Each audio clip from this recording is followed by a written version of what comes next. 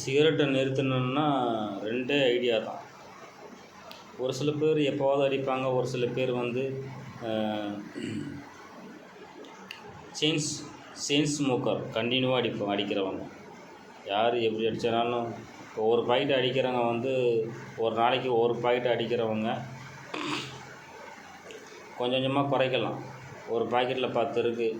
So ஒரு 8, ஒரு நாளைக்கு 8, 7, 5 அப்படியே கொஞ்சம் கொஞ்சமாக கம்மி பண்ணிவிட்டு ஒரு நாளைக்கு ஒரு 2 சிகரெட்டை அடிச்சுட்டு அப்படியே நிறுத்திடணும்.